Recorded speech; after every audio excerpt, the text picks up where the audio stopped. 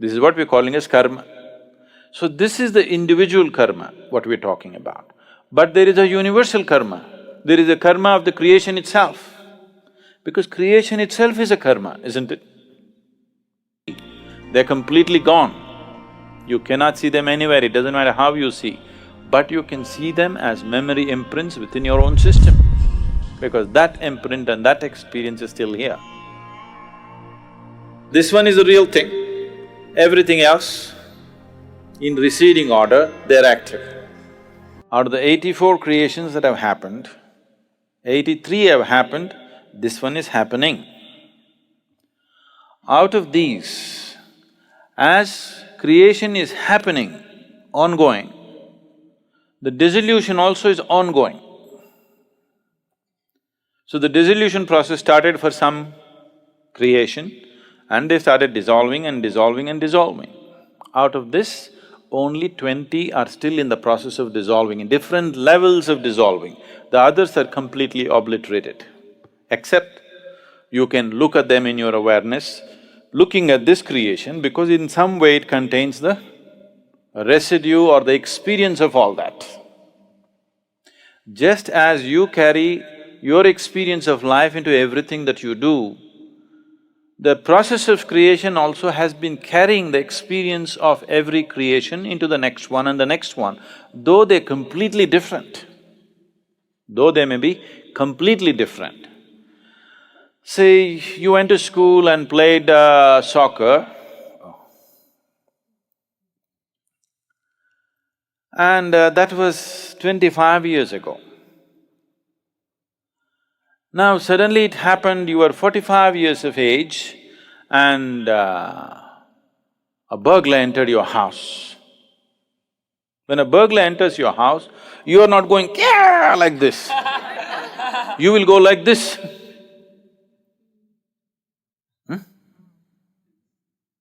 Because your soccer game, suddenly something that you have completely forgotten, somewhere it is there in your system, it pops up.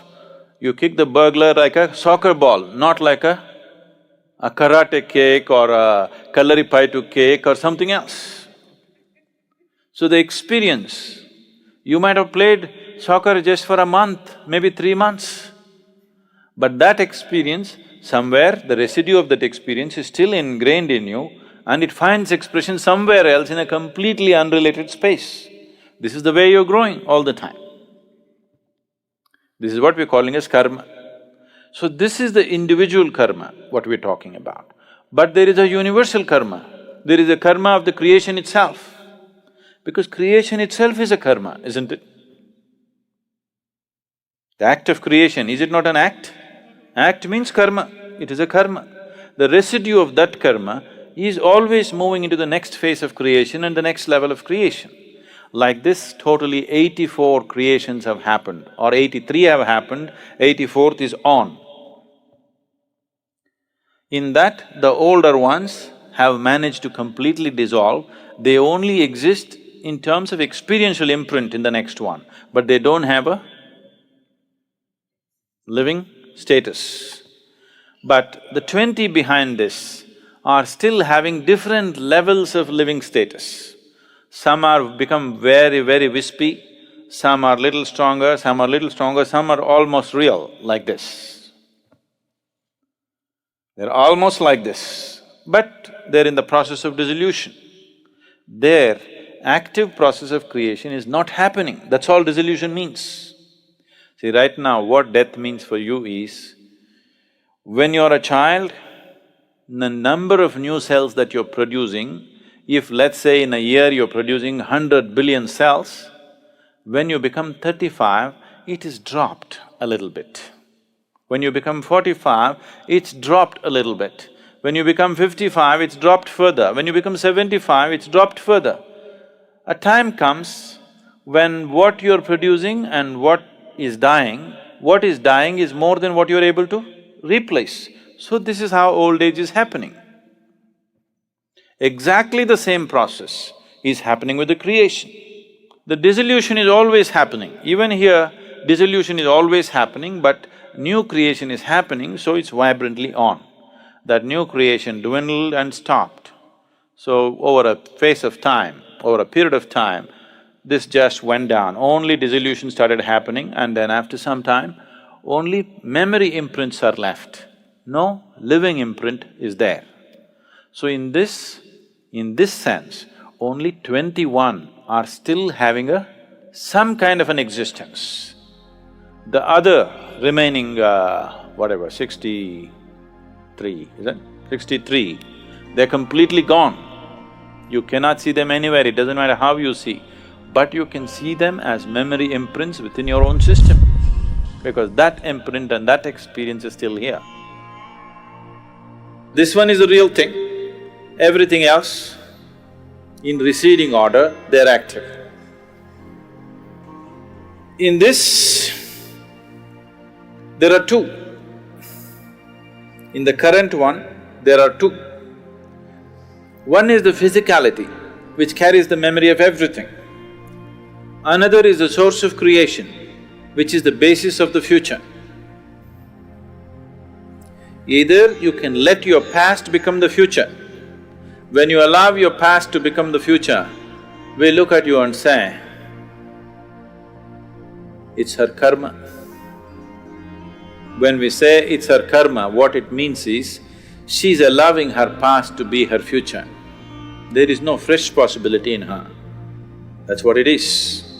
When we look at someone and say, karma, we are just saying, they are allowing their past to become their future. There is no future for them really, it will repeat itself. So when you say, I'm working on a spiritual path, what you're trying to say is, on one level, the statement that you're making is that you do not want your past to repeat as future. You do not want your life to be cyclical, you want your life to go forward. You don't want to be part of the cycle. The last chant that you were singing just now is Punarapi Jananam Punarapi Maranam, means this cycle, I want to break it somehow. Because once you get into a cycle, once you get into a circular moment, you are not going to go anywhere. If you say somebody is going in circles, what does the expression mean to you? It simply means he's not getting anywhere, isn't it?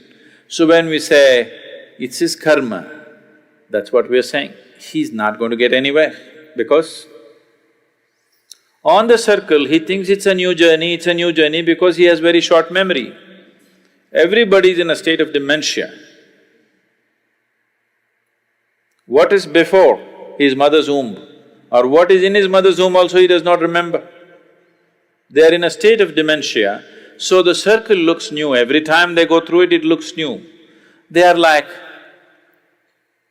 animals in a loop, in a circus they put animals on the loop. This is just like that. In India, particularly in the yogic culture, probably it's there in somewhere in the…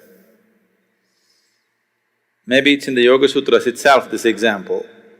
They are compared to the bullocks at the oil mill. What they do to the bullocks in the oil mill is, they blind them, that means they blindfold them. They tie something over their eyes or they tie everything like this and just leave this. And it's on an oil mill. As far as the bullock is concerned, it thinks it's going somewhere. It's like you go on a treadmill, it feels like you're going somewhere, but you're not going anywhere. That is karma. So, this dimension that you're looking at right now is in two levels. One has happened, another is happening. So the 83 of them have happened. If you want to talk in numbers, the 83rd one is happened but still happening. In a residual way, it is still happening. Your birth has happened. Is it happened? Your birth happened, but still happening, isn't it? Your death also has happened, but still happening. You know what I'm saying? Your death is a foregone conclusion, isn't it? It's already happened. The moment you were born, your death happened.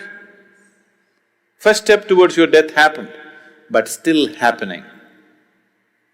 You're waiting for it to be complete, or you're wanting it to be delayed. But it is happening, isn't it? And it's already happened. So, there's another dimension within you for which the birth has not happened, nor will the death happen to it.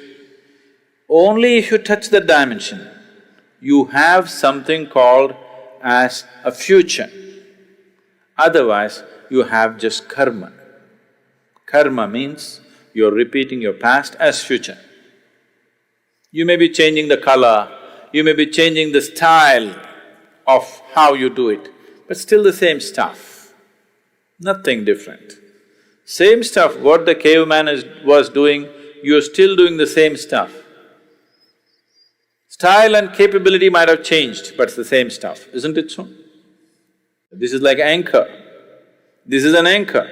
You've thrown an anchor and you're trying to move your boat. At the most, it can only go in circles, isn't it? So we are trying to pull in the anchor or cut the rope which holds us to the anchor so that next time we power, it will go away. So the whole spiritual sadhana is based on this, that you want to become free.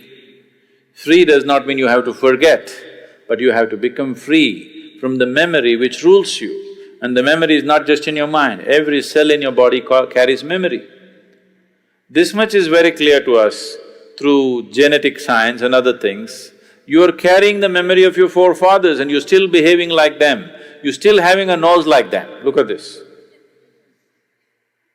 Unless you had a nose job done recently. Yes? There are many symbols or there are many aspects in the body which clearly say that the memory of these 84 creations are still there in your body. It is there in every atom in the existence. So what you're trying to cleanse is, you want to cleanse it from the memory because this memory binds you. This memory gives you a sense of belonging. At the same time, this memory binds you, it doesn't let you go. So when you do sadhana, you're trying to cut everything because without cutting that, without cutting your anchor, you're not going to move ahead. So why this memory is holding me back? It is that memory which has given integrity and stability to your body and the structure of who you are right now. Without that, without this memory, this body couldn't be created.